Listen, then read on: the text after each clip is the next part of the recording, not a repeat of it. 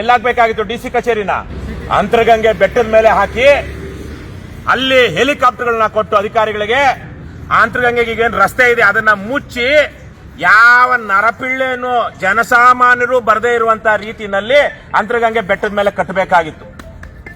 ಅವನು ಯಾವನು ಅಯೋಗ್ಯ ತಂದು ಹಿಲ್ ಕಟ್ಬಿಟ್ಟಿದ್ದಾನೆ.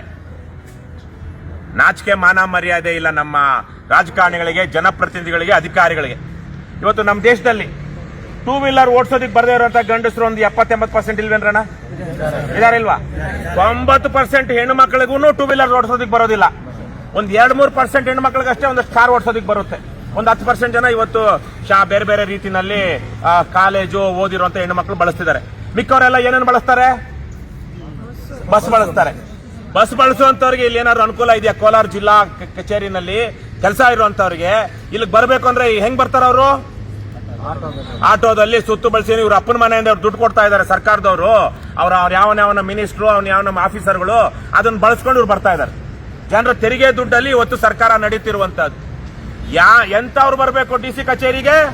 5 ಬೆರಳು 5 ಉಂಗುರ ಹಾಕೊಂಡು ರೌಡಿಸಮ್ ಮಾಡ್ಕೊಂಡು ದಬ್ಬಾಳಿಕೆ ಮಾಡ್ಕೊಂಡು ಜನರಿಗೆ ಲಿಕ್ಕರು ಕುಕ್ಕರು ಹಂಚ್ಕೊಂಡು ಗೆದ್ದು ಬಂದಿರುವಂತ ನರಾಧಮರು, ಪೋಖ್ರಿಗಳು, ಪುಡಾರಿಗಳು, ಭ್ರಷ್ಟರು, ತಲೆ ಹಿಡುಕರು, ದಲ್ಲಾಳಿಗಳು, ಬ್ರೋಕರ್ಗಳು ಅವ್ರು ಮಾತ್ರ ಟೂ ವೀಲರ್ ಅಲ್ಲಿ ಕಾರಲ್ಲಿ ಡಿಸಿ ಆಫೀಸ್ಗೆ ಬರಬೇಕು.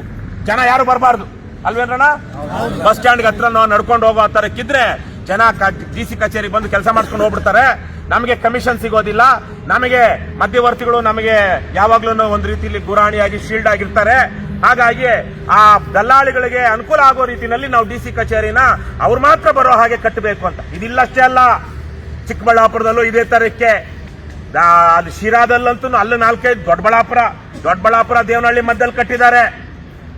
ಎಲ್ಲೇ ನೋಡ್ಲಿ ಇಡೀ ರಾಜ್ಯದಲ್ಲಿ ಬಹುತೇಕ ಕಡೆಗಳಲ್ಲಿ ಹೊಸದಾಗಿ ತಾಲೂಕು ಆಫೀಸ್ಗಳನ್ನ, ಅದೇನು ಮಿನಿ ವಿಧಾನಸೌಧ ಅಂತೇವು, ಇವಾಗೇನು ಅದನ್ನ ಆಡಳಿತ ಸೌಧ ಅಂತ ಮಾಡಿದ್ದಾರೆ.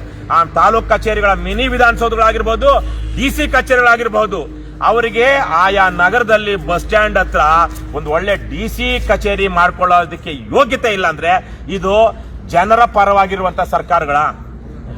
ಜನರ ಪರವಾಗಿಲ್ಲ. ಈ ಭ್ರಷ್ಟರು ಜನರನ್ನ ಏನಂತಾರೆ ಹುರಿದು ಮುಕ್ಕುವಂತಹ ರಾಕ್ಷಸ ಸಂತಾನಗಳಿವು. ಈ ಅಧಿಕಾರಿ ವರ್ಗ, ಕಾರ್ಯಾಂಗ ಮತ್ತು ಶಾಸಕಾಂಗ ಏನಿದೆ, ಜನರನ್ನ ಹುರಿದು ಮುಕ್ಕುವಂತಹ ನರಾಧಮರ, ನರರಾಕ್ಷಸರ ಸಂತಾನಗಳು.